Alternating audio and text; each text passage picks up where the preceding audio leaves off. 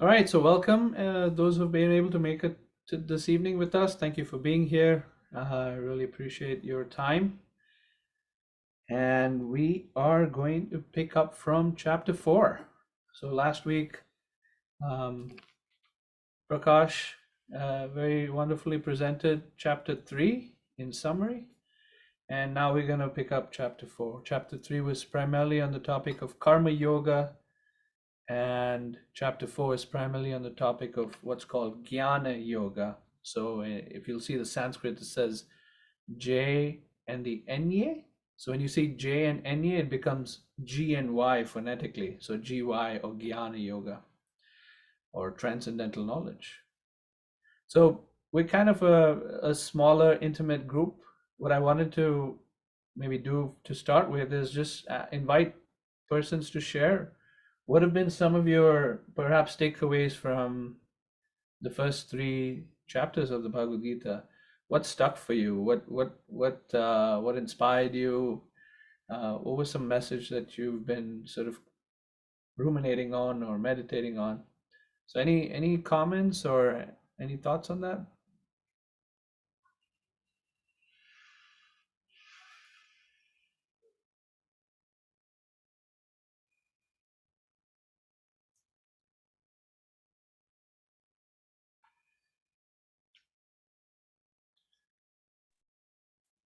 Yeah, man, I have a question, You have a and question? I Okay. believe this comes from chapter 3, so I apologize if it's not.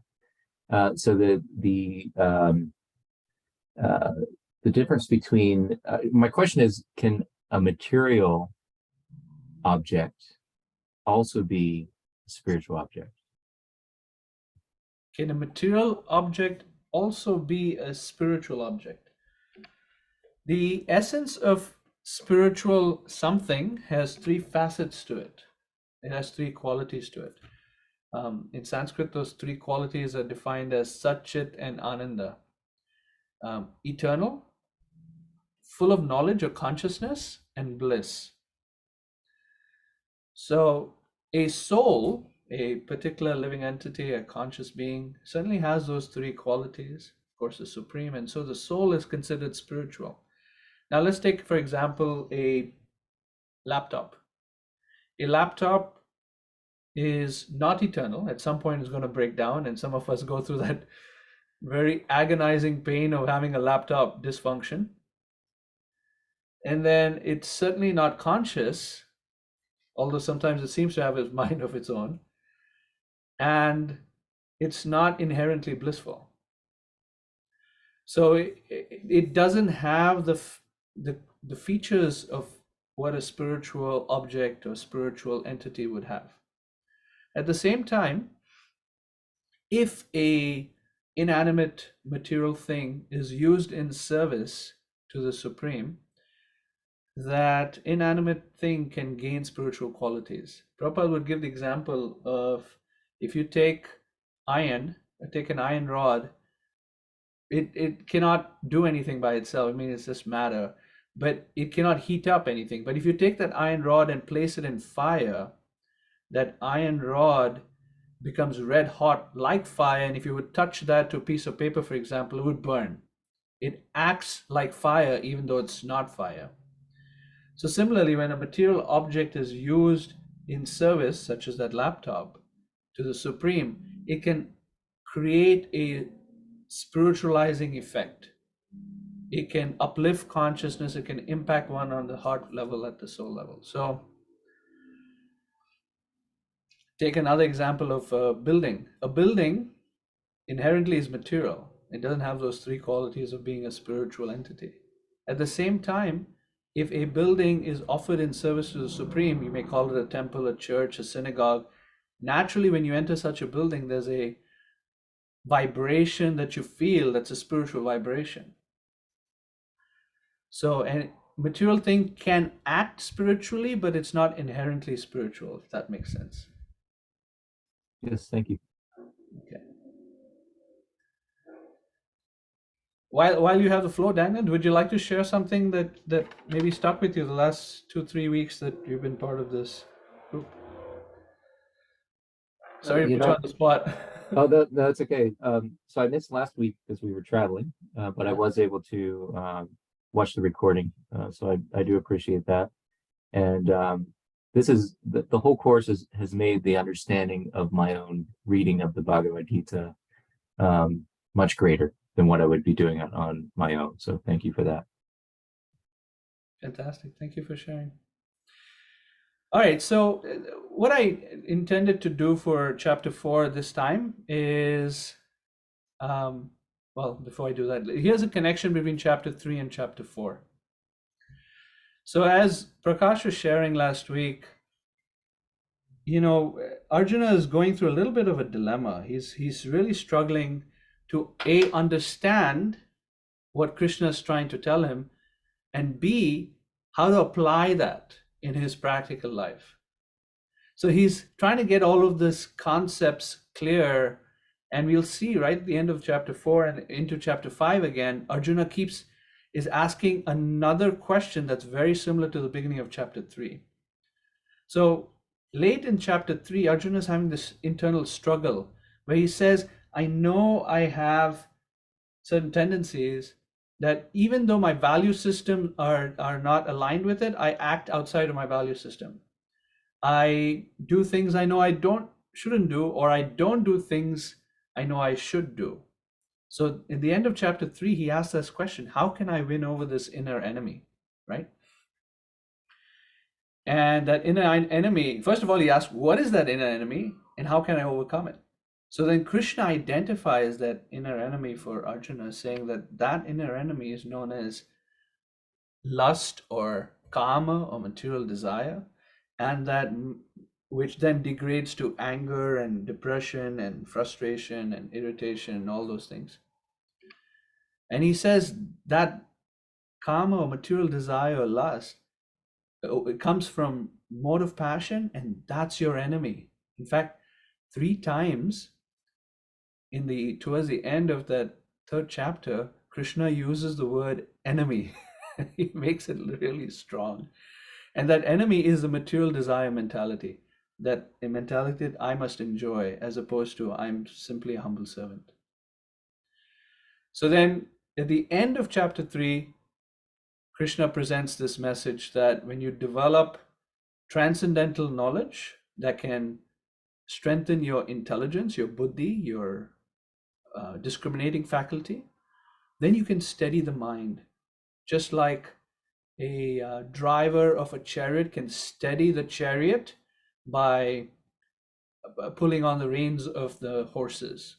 So that driver of the chariot is considered the intelligence, and the reins is considered the mind. So he's saying that when you have that kind of intelligence, you can steady the mind and you can conquer the enemy. So the very next question is, okay, how do I get that kind of buddhi or that kind of transcendental intelligence? And that's chapter 4. It's transcendental knowledge or jnana yoga. How do you get it?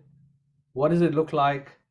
And various facets like that. So the way I want to cover chapter 4 today is more from a topical standpoint and not from a chronological standpoint. So what I'm showing here is the first half of what we're going to go through is we're going to answer 2 questions. The first 2 is, how does one get or receive or purchase transcendental knowledge? And I'm showing the references of the 4th chapter that give us that idea, or Krishna gives us that idea. As a subtopic, we'll enter into the topic of sacrifice. And the second question is, how, when, and why do avatars or incarnations descend? By the way, this second question is related to what is transcendental knowledge. So it encapsulates that answer. And then for the second half of today's time together, we'll discuss what is the result of having transcendental knowledge. What happens to our life? What's our future look like if we actually embody transcendental knowledge? And then secondly, what are the symptoms of one who has transcendental knowledge? How do we identify someone who is carrying transcendental knowledge, whether it be us or someone else. And that way we can even maybe take shelter of such a person to give us guidance as a teacher or a guru. So that's the second question we'll ask and explore in the second half of today's time together. Okay.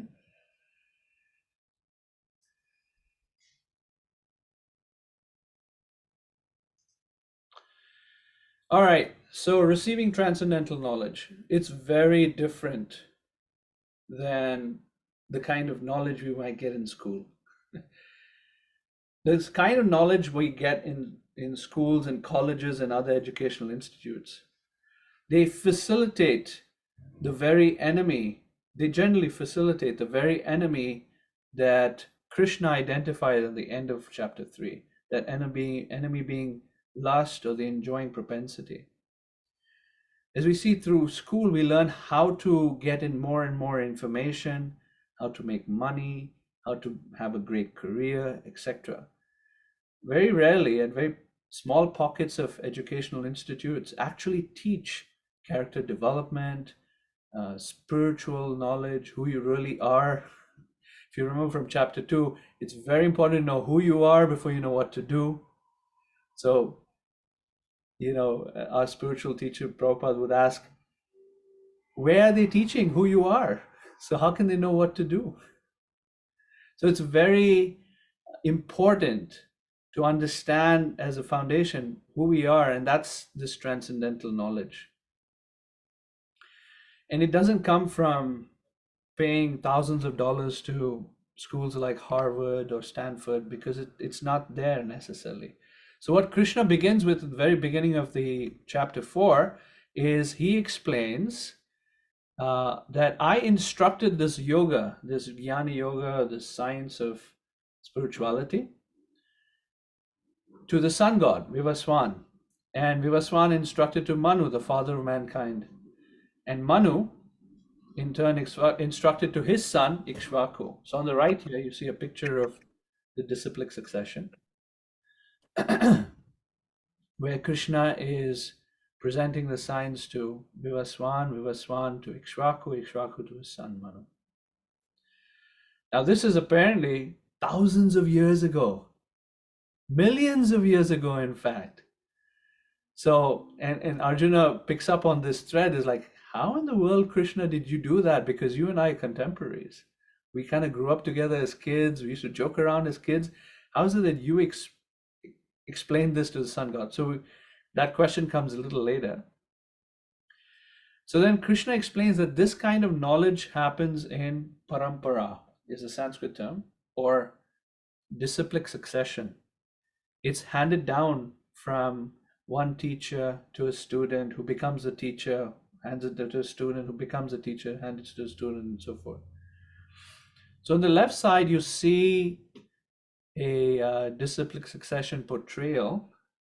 The one sitting on the seat is Prabhupada, and right above him is his spiritual master, and above him is his spiritual master, and so forth. It goes all the way back up to Krishna.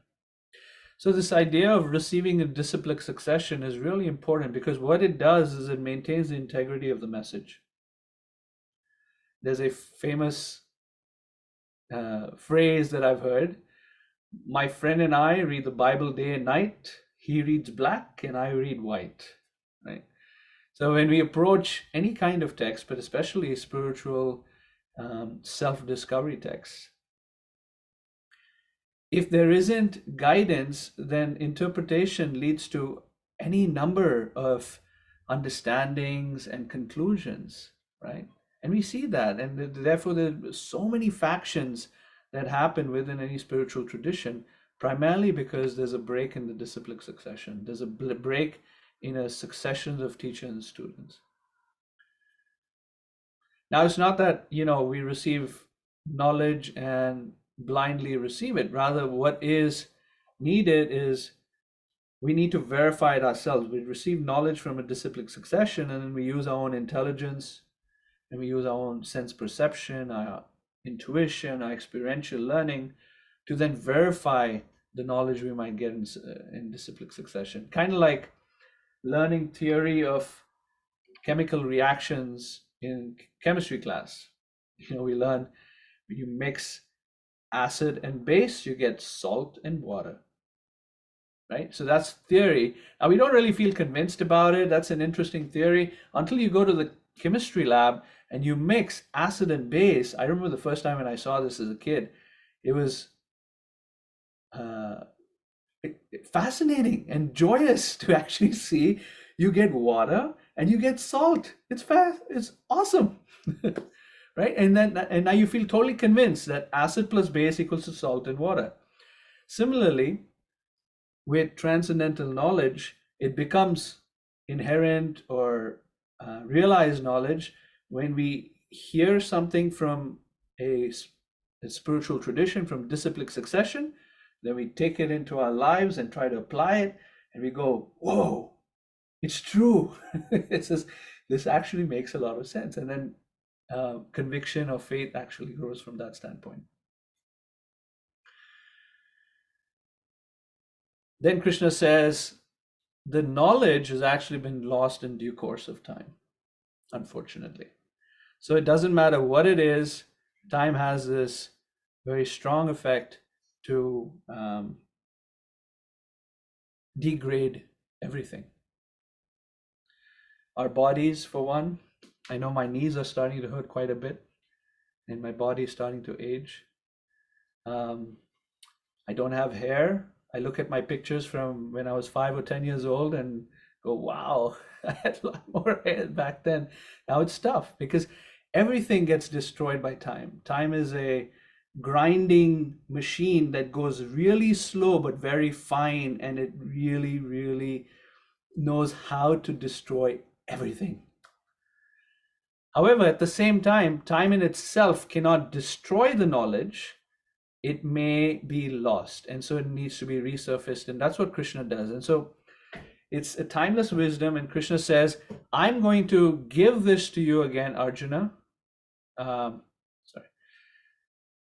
And you're going to receive this knowledge from me and restart the disciplic succession. So here in the introduction of the Bhagavad Gita, this is a picture of my copy of the Gita. At the end of the introduction, you will see this disciplic succession of the commentator of the Bhagavad Gita as it is. At number 32 here is Prabhupada, Bhaktivedanta Swami Prabhupada. And you go up, all the way up to Krishna.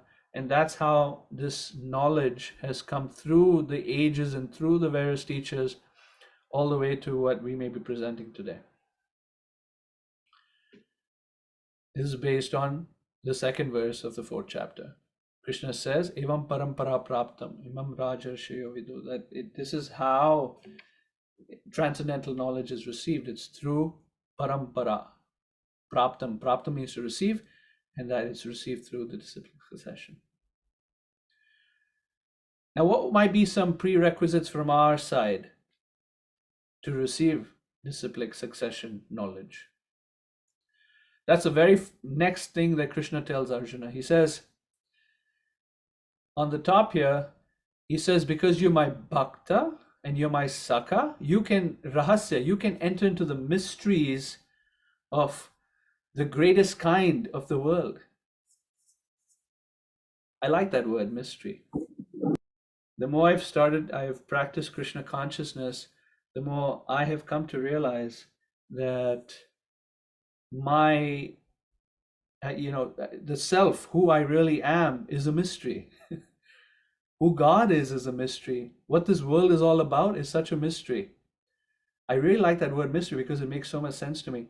As I travel on planes and such, watching the clouds outside and contemplating, how is it that this world even came to be?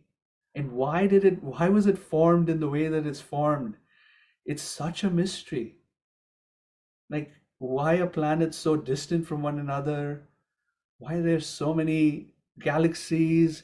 Why can't we see the end of the universe, etc.? It's such a mystery. And whatever science we go into, it doesn't matter what that science is, whether it be atomic science or agriculture or whatever it is, whatever science we go deep into, there's no limit to the depth. So the environment we find ourselves in is so mysterious. Gosh, even our brains are mysterious. How our brains function is deeply mysterious. What Krishna is saying is this: there's the highest mystery, which is who am I, what is God, and my relationship with Him. That highest mystery, Arjuna, you can access because you have devotion and dedication and your feelings of friendship towards me. And the second prerequisite from our side is indicated in the 15th verse of this chapter, where Krishna says, you should perform your duty following in the footsteps of liberated souls from the past, and in that way you will gain this knowledge. So, going a little deeper on this subject, later in the 34th verse of this chapter, Krishna presents this very famous verse. I'll recite it. Tadvidhi pranipatena pariprashnena sevaya upadekshyanti te jnanam jnaninas tattvadarshina. So he says, just try to learn the truth by approaching a spiritual master, inquire from him submissively, and render service unto him. The self-realized souls can impart knowledge onto you because they have seen the truth. This word tattvadarshi is these are seers of truth, and they can give you transcendental knowledge, assuming we have these three prerequisites. The prerequisites are pranipatena, which means to be submissive and not challenging, having some degree of trust that this person has his head in a head straight. He's kind of got that transcendental knowledge. The second is pariprash.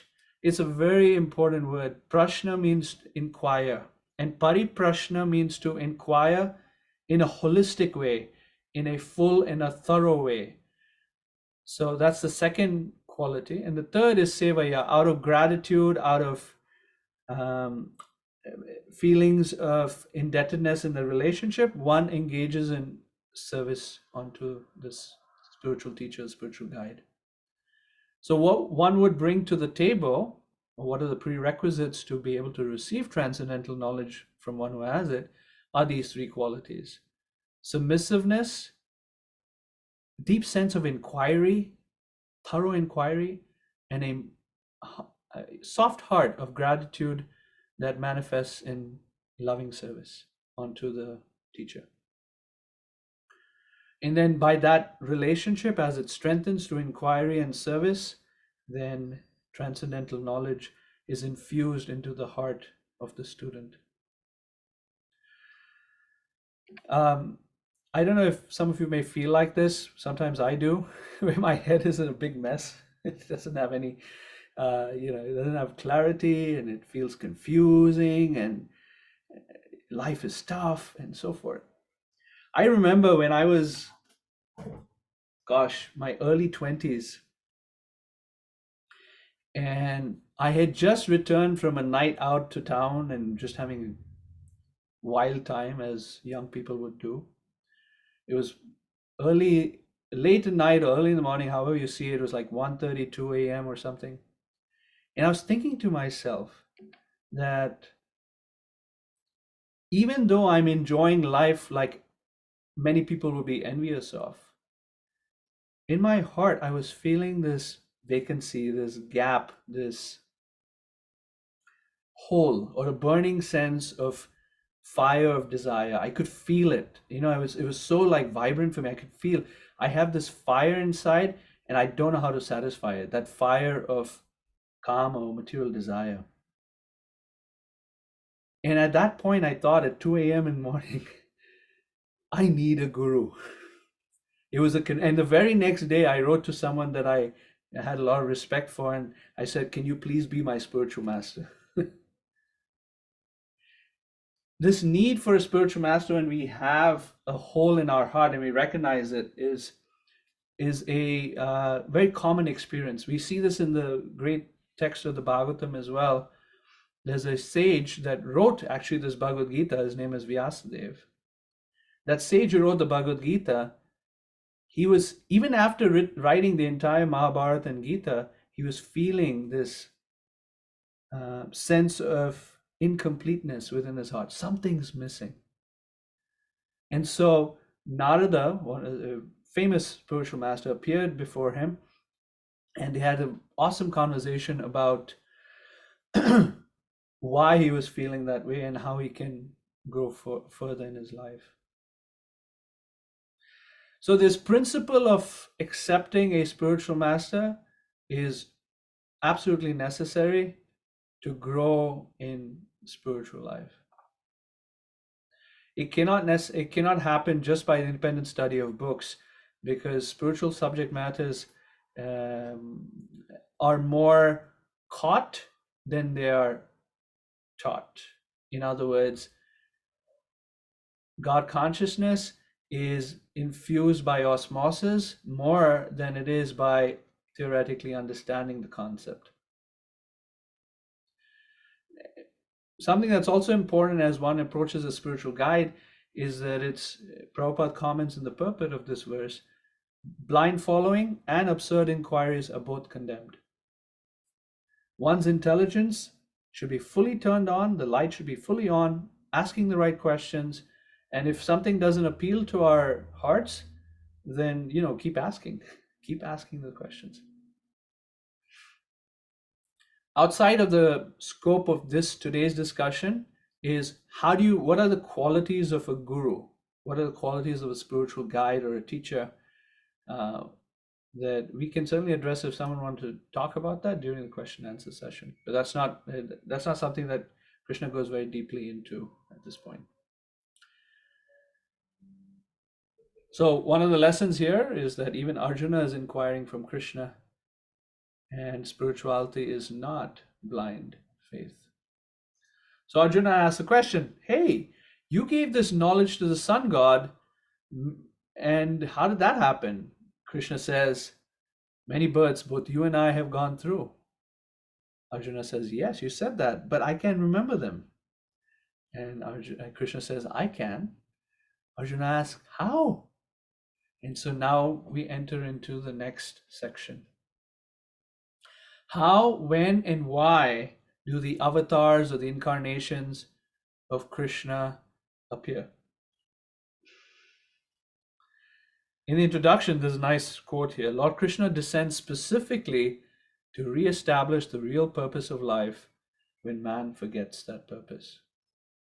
So how does he appear? In text 6, he talks about, Krishna says, I appear in my non-deteriorating spiritual body. Krishna's body is completely spiritual. There's no difference between Krishna's body and Krishna. There's a difference between our body and who we really are. There's a difference between our mind and who we really are. But there's no difference between Krishna's mind, his body, and him. In fact, they had symptoms of not ever aging. He was 125 years old, apparently, when he was in the battle of Kurukshetra here in the scene of the Bhagavad Gita, but his hair was still black.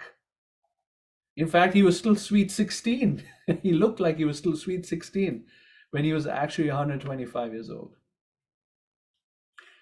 So Krishna's body and any avatar or any incarnation of God that appears is of spiritual quality, as a spiritual body. It's not a material one. When does God appear?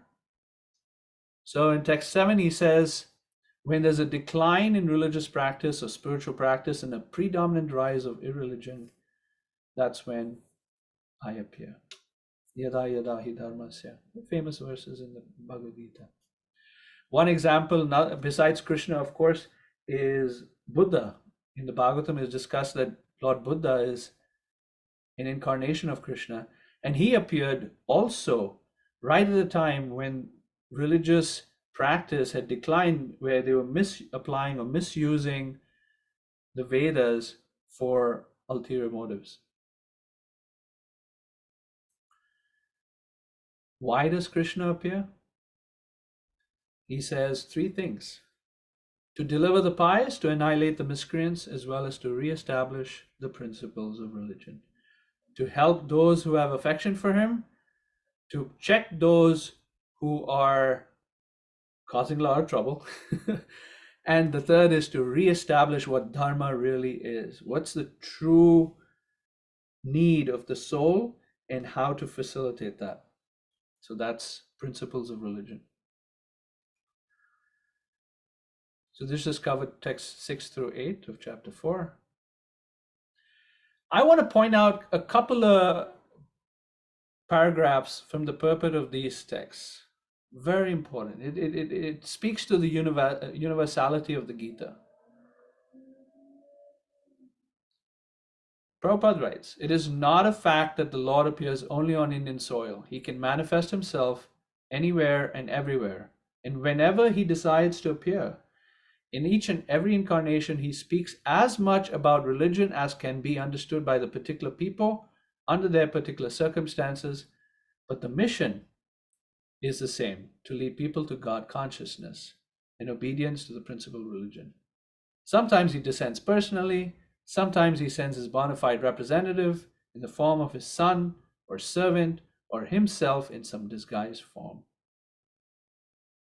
When you read this, doesn't this fit pretty much every tradition out there? Next, the principles of the Gita were spoken to Arjuna, and for that matter, to other highly elevated persons, because he was highly advanced compared to ordinary persons in other parts of the world. 2 plus 2 equals 4 is a mathematical principle that is true in the beginner's arithmetic class and in the advanced class as well. Still, there are higher and lower mathematics in all incarnations of the Lord. Therefore, the same principles are taught, but they appear to be higher and lower in varied circumstances. But it doesn't matter. The whole purpose of the mission of incarnations is to arouse Krishna consciousness or God consciousness everywhere. So we can see that the Gita presents universal principles that apply to all traditions of the world. I'm going to skip this slide. Krishna speaks more about himself. He says, "I don't take birth, I don't die, I appear and disappear," which is different than us. We die and we take birth. Krishna says, "I don't change bodies, and I'm eternally God and Lord of the living entities." Nice picture, huh, of Krishna?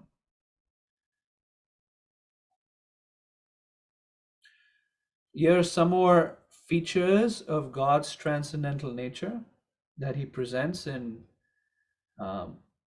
between text 10 and text 6 to 15. So Krishna is a God, is the kind of personality who reciprocates with us. As one surrenders onto him, he rewards them or reciprocates with them accordingly. He's not necessarily a punitive God, nor does he care, not that he doesn't care. He's someone who just naturally, as a father would reciprocate with their child, God reciprocates with the living entities. He also makes the statement that everyone follows my path in all respects. In that, everyone's either moving towards him or away from him, or perhaps staying on the side of the road, just maybe thinking about it, whether which way they want to go in life. But there is that path to Krishna. In fact, this topic can be expanded very elaborately, which I will skip for now. Krishna says he creates social systems, yet he is the unchanging non-doer. So the aloofness of Krishna is also brought up in this section. He says, "No work affects me, and nor does he aspire for the fruits of his action." So these are all facets of God's transcendental nature, and they encapsulate what's part of what's known as transcendental knowledge. Because the more we understand Krishna's nature and we absorb ourselves in it, and we understand it fully, the more we can also become like Krishna, transcendental. Back to how do we get transcendental knowledge? So a whole section in this 4th chapter talks about this idea of sacrifice from text 25 through 33. Krishna explains many different types of sacrifices depending on the phase of life or stage of life one is, and then they engage in that particular sacrifice. Not just the stage of life, but also their propensities. Some people are more inclined to, let's say, charity. Some people are more inclined to study. Some people are more inclined to meditation. Some people are more inclined to, there's so many different ways of engaging in sacrifice. And here's the point. They're all different activities, but the purpose of all of these sacrifices is to please Krishna. So here's a little laundry list of what Krishna presents in these different types of yagyas or different types of sacrifice. One can perform demigod worship, especially in India. This happens quite a lot. Not just India, here too. Sports stars are seen as demigods. Now the NBA finals are soon to be happening, and so people look at LeBron James and Jokic and so many other people as demigods, and they worship them and have posters of them and so forth. Movie stars, famous singers and so forth. Anyway, then there's Brahman worship, or worship of the impersonal energy of God. Through mind control is a sacrifice. Through sense enjoyment or regulated sense enjoyment is a type of sacrifice. Sense control or self-control. Through charity, through austerity, through mysticism, through study of scriptures, through breath control or pranayam. So the question is, which yagya are we particularly inclined to or are doing? Outside of this list, the important principle is the following. Do these different sacrifices have a common purpose? Yes. As we perform our dutiful work, as we engage in these sacrifices, it leads to and increases our transcendental knowledge. Here's another way to look at it. There's knowledge from the outside by reading books and so forth. And then there's knowledge that comes from the inside. As we engage in dutiful work, it gives us realization. As we work based on theories that we hear, then we gain realization. It becomes part of our life. Okay, so we have covered, we have covered the first two. How does one get transcendental knowledge? And we touched on the topic of sacrifice, and we also learned how, when, and why do avatars or incarnations descend. So we could do breakout groups. We are a small team here, so what I was thinking to do is maybe we could just pause for a little bit and ask if there are any comments or reflections. What were some things that struck you as you were hearing the first part of this discussion? Can I say something? Yeah, sure. Nilesh, go for it. Yeah, so I'm looking at this from my point of view and my life, and I say to myself, here I am almost 60 years old, and I've always been sort of spiritual and religious, but not to the extent I am within the last 2 years. Mm-hmm. And I think when the student is ready, the teacher appears.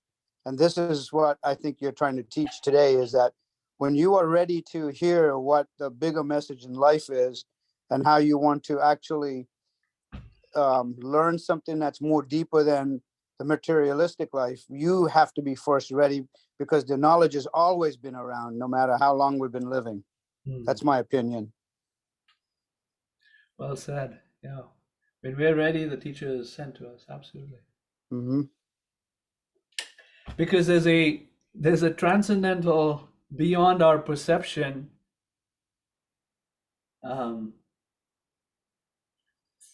what's the way, organization.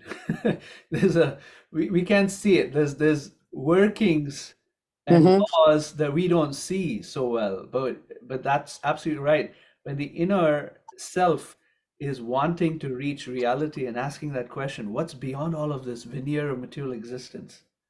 when that little child Deep. soul is reaching out, then God within the heart sees that and makes the arrangement for us to meet the right people who can help us on our own mental makeup and phase of life and so forth. Yeah, and when it starts happening, it starts rolling like a snowball, and it gets faster and bigger and more deeper, and the connection gets stronger. Yeah, yeah.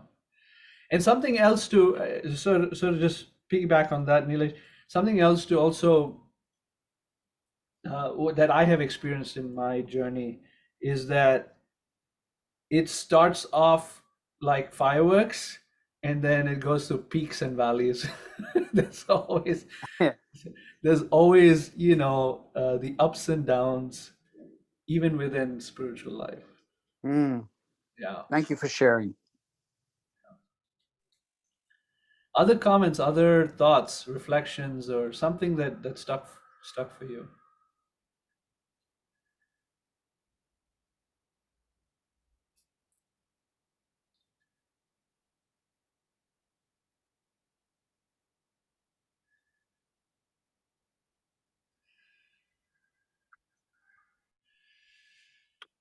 I think developing faith in all this knowledge is very important too, because if you really want to spend time and energy, you have to go beyond your human limitations to say that all this information has been around for way beyond what we can ever phantom.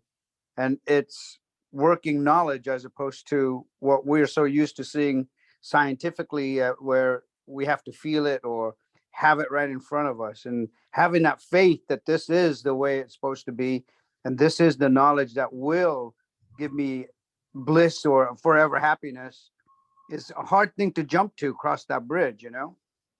Yeah, well said. That's true.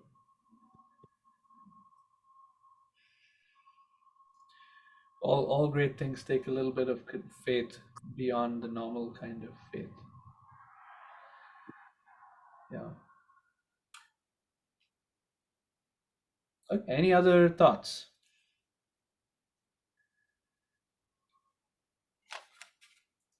Prakash, would you like to add something to the discussion? No, I really enjoyed these two sections. Looking forward to hearing the second half also. Okay.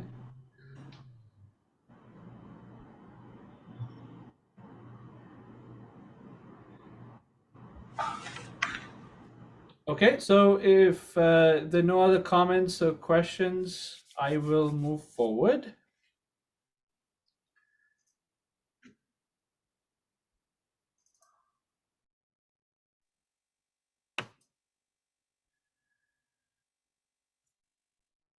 All right.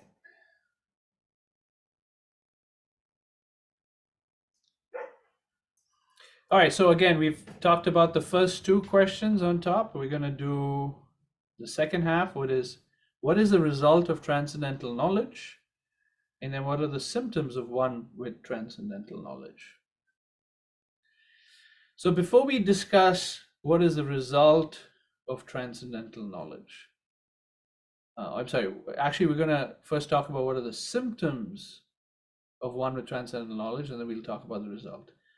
So, fundamental concept that Krishna presents in the 4th chapter here is understanding the difference between karma, vikarma, and akarma. The prefix vi indicates bad, usually. So when there's karma, that's kind of like good activity. You get a good result. Vikarma is when you kind of do bad stuff. Sinful activity, you get a bad result as a future payback. Both of these, good and bad result, cause bondage. Why is that? If I help a little old lady cross the road and I do it because I want to be a good guy, well, who knows? That same action of goodness needs to come back to me as a result. So I'll have to take another birth, which indicates some bondage, take another body, and I get another result as a as a consequence of having helped an old lady cross the road. Without giving an example, the same thing happens with a sinful activity. You get a bad result and you're in bondage.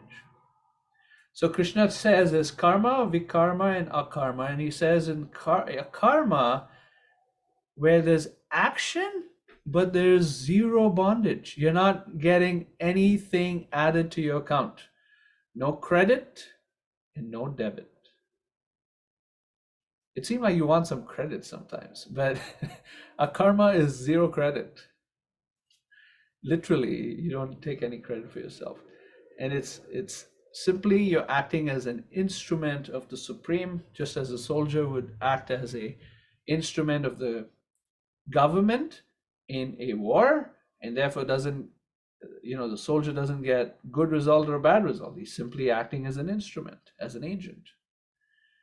But that same soldier, when he comes back to his home and after the war and he shoots his neighbor, for example, he might get put in jail. Vikarma, sinful action, and he'll get a bad result.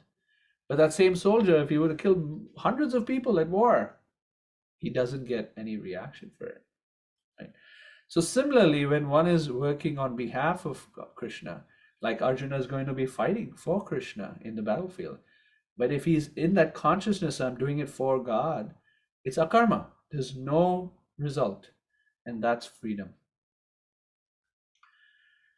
So Krishna says that a symptom of a transcendental person, or someone who has transcendental knowledge, is they're acting in akarma. They're not on the platform of karma. They're not on the platform of vikarma. He also says something really important. The intricacies of action are very hard to understand. Peace. This is True. I have a quick question. Sure, true. Go ahead. So my understanding, right? So when you said, like, for example, if you help an old lady because you want to be a good guy, opposed to doing it for God. So the way I view things is I want to be a good person for God.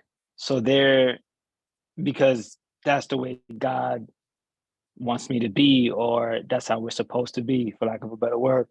So they're synonymous. So I'm a little confused about doing karma for good intentions, but aren't good intentions aligned with what God wants also? That's correct. So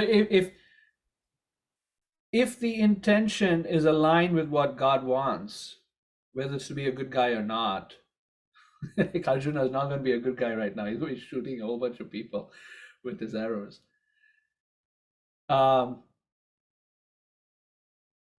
If the motivation is out of affection and in that relationship with the Supreme, then that is a karma. That is a platform of no reaction. It's a platform of freedom and not bondage.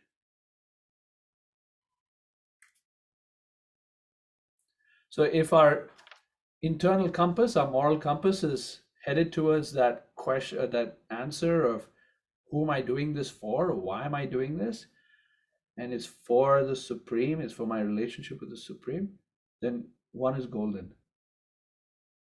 Does that help? Yes, I think if I'm understanding you right, it's that even if the intentions are personal, but if you have the Supreme in mind, then that's a karma. Correct. Did I understand correctly? That's correct. And also, Okay. what's important to it's important to acknowledge, being true to ourselves, is that there's going to be a mix. There's going to be some part of our being that is pure-hearted and thinking about pleasing the Supreme. And there's going to be some part of our being that's results-oriented, that's looking for some kind of credit for ourselves, looking to pump up our own image. So being true to ourselves is going to be some kind of mix. And the practice of yoga, especially Bhakti Yoga, is to amplify the first and to diminish the second. It's usually not a binary switch, an on and off switch. It's usually a dimmer switch where there's, as we progress in spiritual life, our pure desires surface higher and our, more self-centered desires become suppressed. All right. Moving on. Prakash, you had something to say? No, not really. It's a fascinating discussion. Please continue. Okay, so this is the lesson. Being good is not good enough. Human life is to be spiritual. Being spiritual means to actively engage in spiritual activities. So some of the symptoms of transcendental knowledge, and I was saying earlier, it could answer the question, who is a guru? Because we can see the symptoms in someone. Krishna says, it's an interesting verse, and I apologize that we don't necessarily have all the time and to go into depth with it. But he says, one who sees inaction in action and action in inaction is intelligent among men, and he is in the transcendental position, although engaged in all sorts of activities. Very interesting, isn't it? Inaction in action and action in inaction. If you're a philosopher, you will enjoy this. If you're not a philosopher, your head is probably spinning and you don't like this kind of discussion. But in essence, inaction in action is where, even though someone is acting, there is inaction because there's no reaction to their action. There's no karma accrued by their action. So therefore, it's in the category of inaction. And then Krishna says, and then there's action in inaction. So somebody may be not performing much action. They may be, living a sedate, renounced life in some forest somewhere. Krishna says, it may be that that person is actually engaging in action, even though they're inactive, because they're accruing karma. They are still in bondage. So the person on the left, they may be serving God using instruments. They're active. They're actually doing something, but it's akarma, in karma, or inaction in action. And the person on the right may be just simply meditating. But let's say they're fairly inactive, but even by breathing, living entities are being hurt. Even when we cook, microbial germs die. Living entities are dying. When we step on grass, I was walking this afternoon and just thinking about that. With every step, I don't know what I'm killing. So even in inaction, there is karma, unless one's whole being, their words, their body, their thoughts are dedicated to the Supreme, they will accrue karma. I'll tell you a quick story. My wife very early on in our spiritual journey, we had just got married and she was driving on the road, and we had just sort of started to establish a relationship with our spiritual master. And she ran over a squirrel. And she was so distraught. Oh my goodness, I ran over a squirrel. And so she wrote a letter to our spiritual teacher saying, I ran over a squirrel. What do I do? How do I understand this? What can how can I get absolved of this karma? And so he wrote back and he said, in the course of our life, naturally we're going to hurt other living entities, hurt or even kill. And it's unfortunate. But if you're chanting while you're driving, or if you're focused on service to the Supreme, even when you're driving, then there is no reaction to what may otherwise be, otherwise accrue bad karma. So she felt a little solaced by that and said, okay, every time I drive, I should chant chant God's name, be focused in that way. So Krishna continues, these are the symptoms of a transcendental person who has transcendental knowledge. Every endeavor is devoid of selfish desires. The reactions of work have been burnt up by the fire of perfect knowledge. They're ever satisfied. They have this just internal sense of what's called tushti in Sanskrit. Tushti means they're satisfied. They're just peaceful, satisfied people. Independent. They're not dependent on other people for their well-being or self-worth or anything like that. And they're fully engaged, yet work without attachment. So here I show a picture of Prabhupada. To me, he's one of my role models of what it means to be fully engaged and yet be completely detached. He's in a line of persons passing through an immigration control in an airport. He traveled the world 14 times in 12 years or 11 years. Traveled the world 14 times at the age of 70 to 80. Just amazing. He worked really hard, slept 2.5 hours a night, wrote 80 books, managed a worldwide movement of burgeoning devotees, 108 temples, spent 4 hours every day writing his books. It's just phenomenal what he was able to be doing, fully engaged, yet fully detached. And people would approach him. You would not find Prabhupada stressed. You would only find, so even though he had so much on his plate, so to speak, because he was simply acting as an agent, as an instrument, it didn't weigh on him. These services that he was engaged in wasn't a burden on him. It was simply an expression of love. People felt it. So much so that even though he had so many problems of his own to take care of, as he was a world leader, as people approached him with their problems, they walked into his room and they had a list of problems they want to talk to him about, but just the aura around him gave them such peace that when asked, okay, what is it that you want to talk about? They'd say, well, we don't know, Prabhupada. We don't have anything to talk about. Just being around you has removed any concern that we have. Powerful personality, absolutely powerful. Some of qualities or symptoms Krishna talks about. The mind and intelligence are perfectly controlled. They've given up sense of proprietorship over their possession. They don't see their things as theirs, or their, let's say they might have a family. They don't see their family as their possession. They see family members as Krishna's possession that they're meant to serve. They act only for the bare necessities of life. I don't know if some of you watch Jungle Book, but I grew up with Jungle Book. So there used to be a song, The Bare Necessities.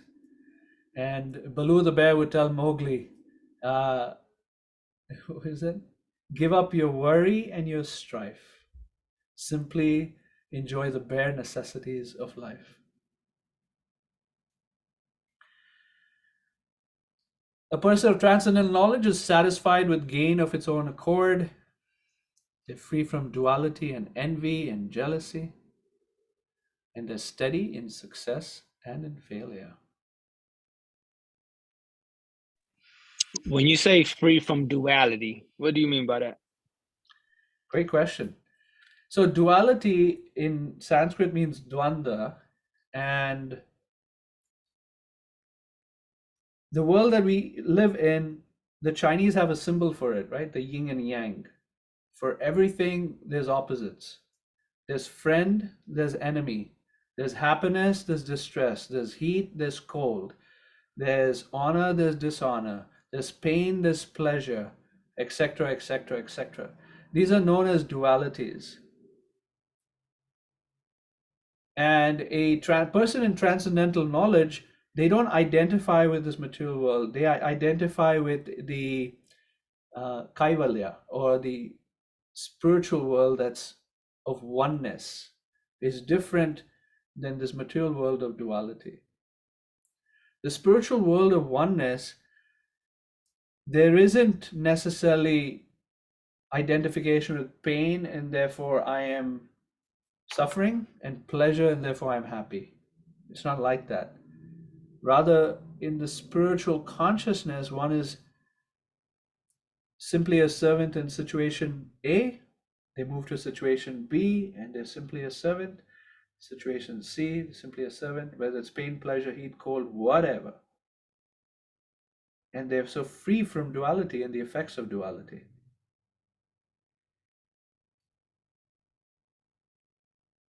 Did that come through? Did that make it clear? I'm processing it, probably because I'm not at that level, which is probably why I don't have an understanding, but I get the concept.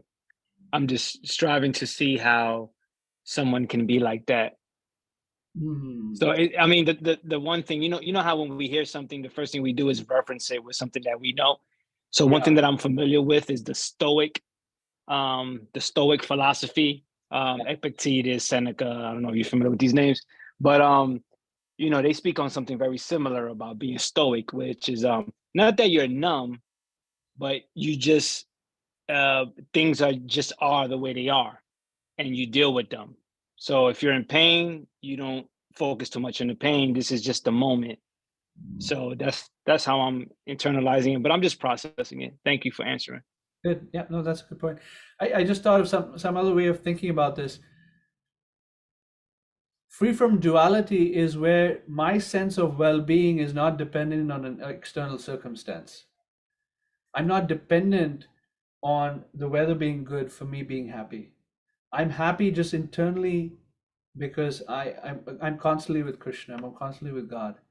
So that internal sense of satisfaction is consistent. It's not affected by external circumstances.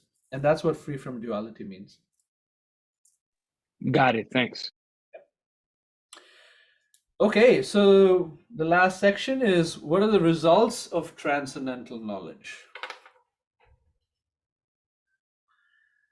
What happens in our lives when we have it?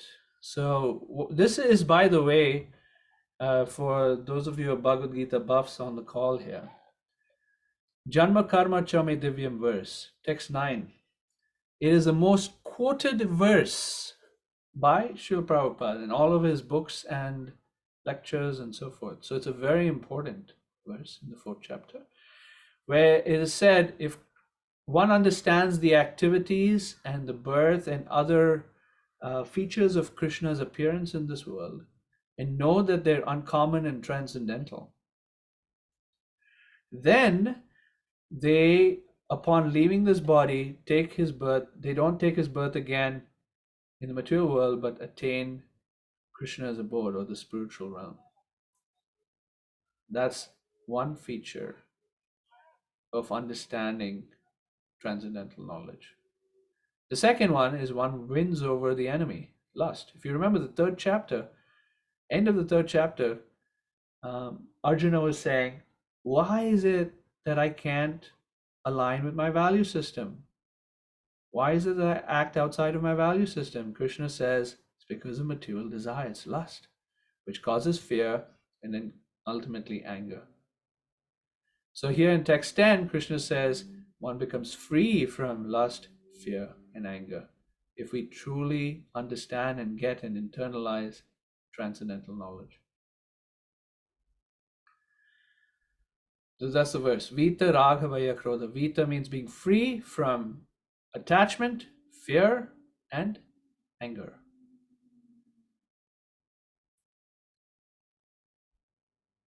Being free from attachment, fear, and anger, being fully absorbed in me, taking refuge in me.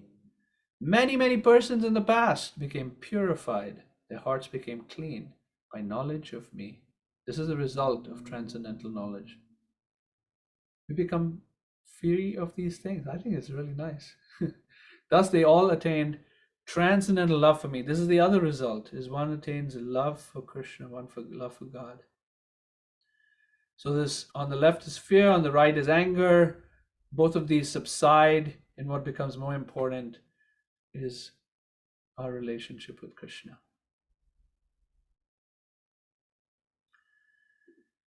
In this section, it talks about transcendental love for Krishna. And Prabhupada comments about the stages of spiritual life. It's a scientific process. We start at the bottom with some primary conviction there's something higher out there. The next stage is we associate with saintly persons. The next stage is we might take up some spiritual practices like chanting and reading and studying sacred literature. The next stage is where some of the stuff that we're dealing with in our hearts, they get removed. The next stage is we become fixed in spiritual consciousness and qualities. We start to gain transcendental qualities. We start to have a taste in spiritual activity. We become really attached to the object of our practice. Then we experience ecstasy, and then ultimately pure love. Pure love of God. This is when it awakens, when the blossoming of the plant of devotion is in the 9th stage here. So this is for reference for you. We're moving on. Some other results of transcendental knowledge. Krishna compares transcendental knowledge with a boat in text 36, where he says, it's transcendental knowledge is a boat that helps one cross the ocean of miseries. And then fire. Transcendental knowledge is like fire. It burns karma to ashes. Transcendental knowledge is the fruit of all yoga practice. It's what culminates if you practice yoga properly. And transcendental knowledge is the sword that slash our doubts and our ignorance that linger in the heart. So these are all the results that one experiences by transcendental knowledge. So tying back to the first part of the discussion, how do you get this transcendental knowledge? This slide is kind of like a marketing program. Take Jnana Yoga, it's really nice. And how do you get it? Well, it's through the disciplic succession, by accepting a spiritual guide and acting in that relationship through inquiry, service, and submission. All right, my last slide here is Arjuna, the mighty archer, is being told by Krishna, he says, because I've explained all this transcendental knowledge, now armed with yoga, O Bharata, stand and fight. Yet Arjuna is not totally inspired. Like we may be not totally convinced or inspired. And then in chapter 5, Arjuna presents his doubt again to Krishna. He says, I'm not convinced. I still need more explanation. So that's the conclusion of chapter 4. And take us back to what I was showing earlier. We covered this second section. We covered what are the symptoms of one with transcendental knowledge. And we talked about karma, vikarma, and akarma, and also what are the results of transcendental knowledge. All right, I invite you to share your thoughts, your comments, your concerns.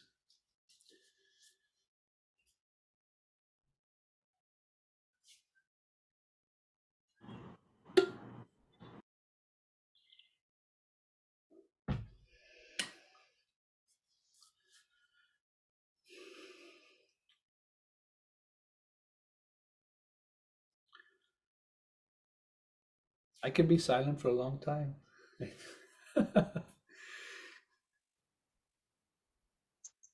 Maybe you could share something that stuck for you, some message that resonated, or perhaps a message that didn't resonate that you're still processing.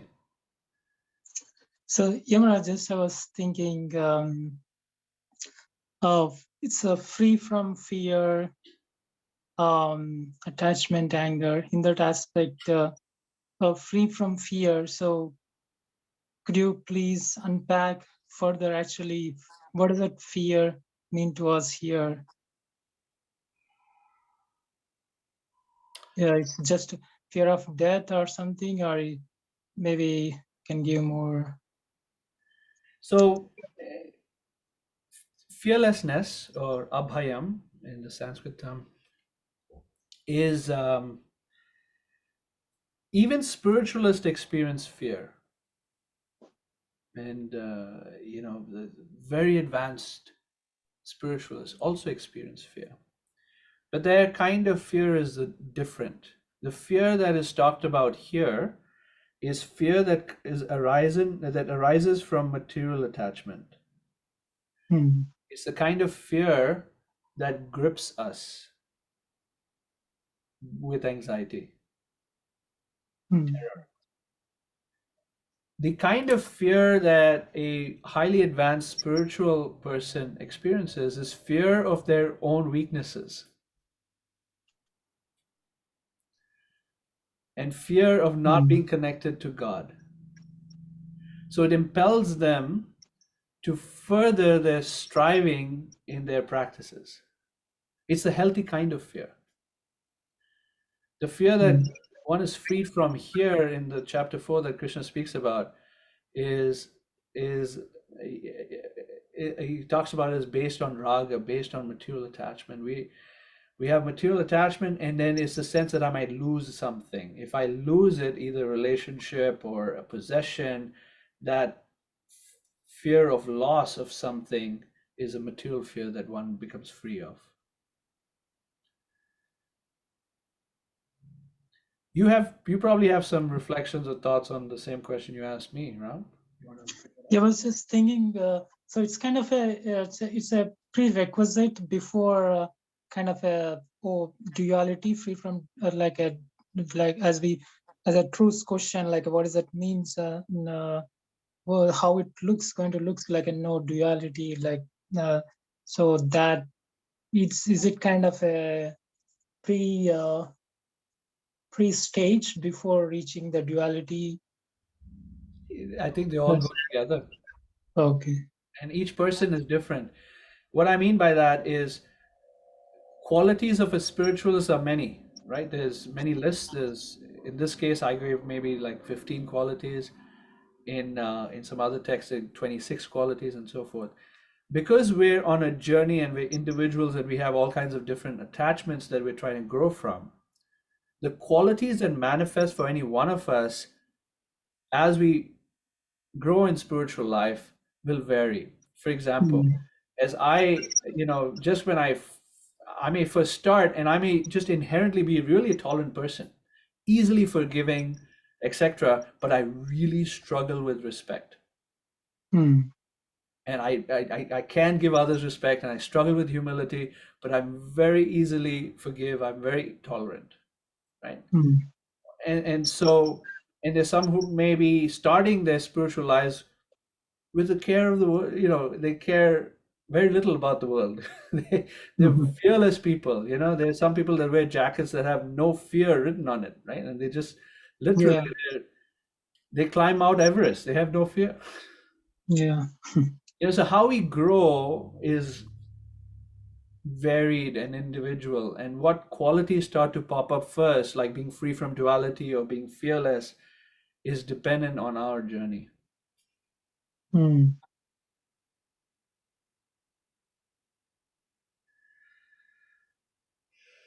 Yeah. Thank you very much. Oh, sure.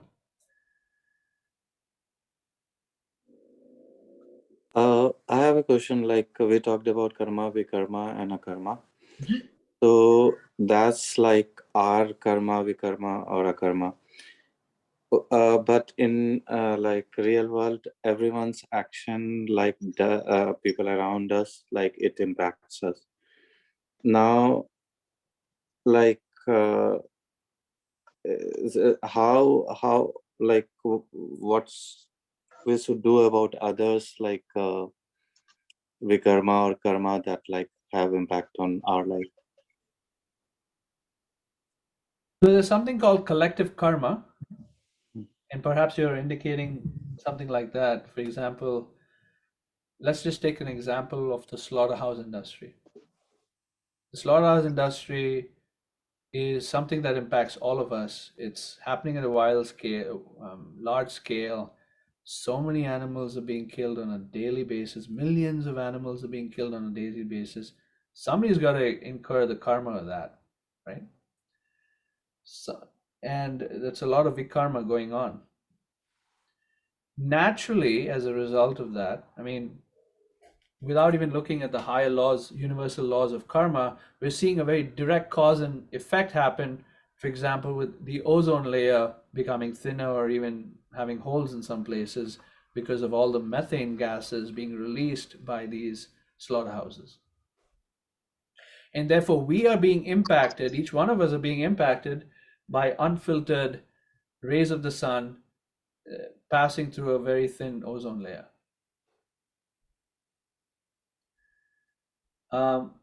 What do you do about that?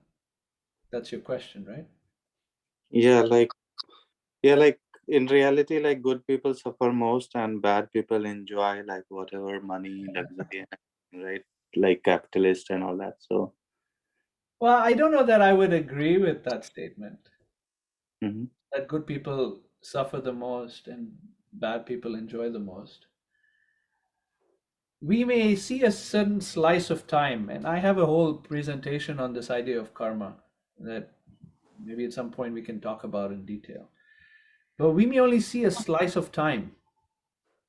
And the slice of time that we see is very short, a few years, the years that we are alive in this particular body. And so we see somebody experience a little bit of happiness, a little bit of distress, and we make conclusions from that. But actually, we don't have insight necessarily into what all has happened in the past for that particular person that's experiencing happiness or distress today. So the laws of karma, and Krishna, and I pointed it out, Krishna says it, they're very intricate and they're very hard to understand. At the same time, the conviction of the follower of the yoga process, the conviction of the follower is that the laws of karma are working. So even if a person seems to be enjoying now and has generally bad tendencies and is causing bad karma, will experience that bad karma in the future. The phrase I like is the wheel of justice grinds very surely but slowly. One more follow-up question on that. So, like in Krishna and Arjuna's time, like if like Arjuna's cousins did wrong with him, Krishna like encouraged him to fight back for dharma. But in today's world, we can't go and fight like if someone is doing wrong, right? Yeah. And like we have a law and legal justice system.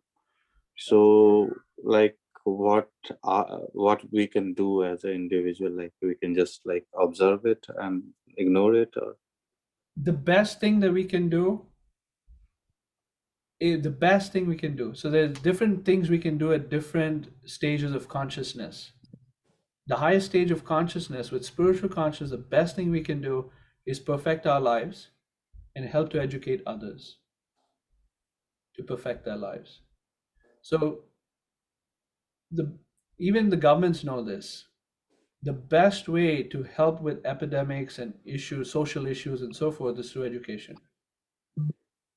So by educating ourselves, becoming clear and pure in our own hearts, and then serving others in that mood of humble service, try to bring about a revolution through spiritual education is the best way to deal with it.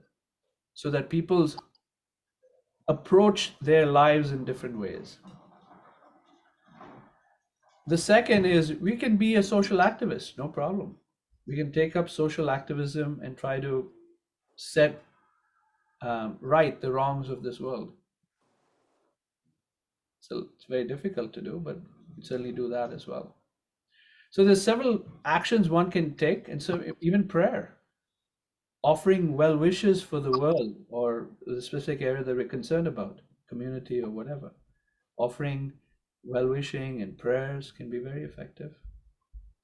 So it depends on the situation. My recommendation would be that, maybe we can chat more about the specific thought you are having and how one can address it. Thank you, Prabhuji. You're welcome. Nilesh, you had something to share? No, I was just listening. Okay. Yeah, but I have a question if there's still time. Yeah, go ahead, Daniel. Is a spiritual master, can it only be an individual, a qualified individual, or a community of people? I love that question. Great question. There are different degrees of gurus, and so there's what's called, actually there's 3 buckets of gurus. There's what's called a Pata Pradakshaka guru, or someone who shows you the path of spiritual life, kind of like points that way, go that way. That's what you should do. So that's a guru, and it could be multiple people pointing you that way.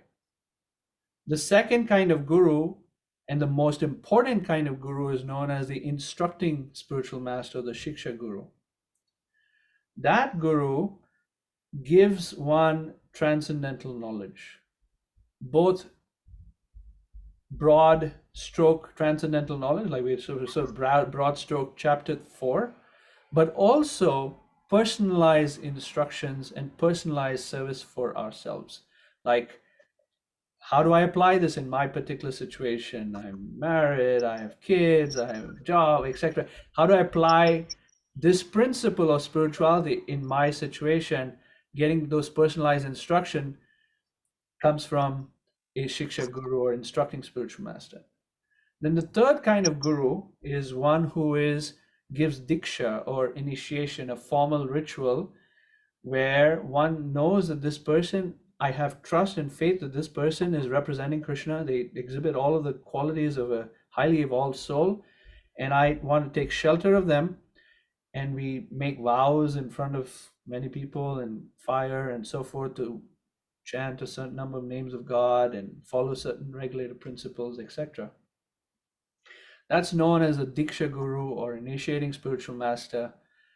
Now, these are functions of the Guru. They could be all with one person. They could be across several people. So the answer to your question is that it can be both a single person or it could be a community, depending on the situation. At the same time, the Diksha Guru, the last one, the one giving the initiation, the formal initiation where one is formally connected to Krishna, that can only be one person, cannot be multiple. Yeah, thank you so much for the answer. Welcome.